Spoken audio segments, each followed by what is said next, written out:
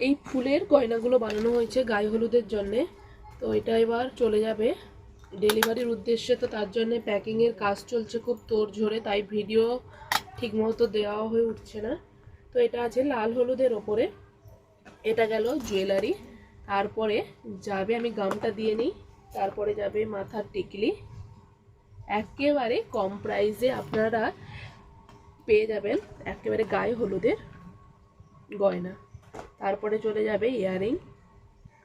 Already আমি কিছুক্ষণ আগে এগুলো রেডি করে রেখেছি যাতে করে আমার কাজ করতে সুবিধে হয়।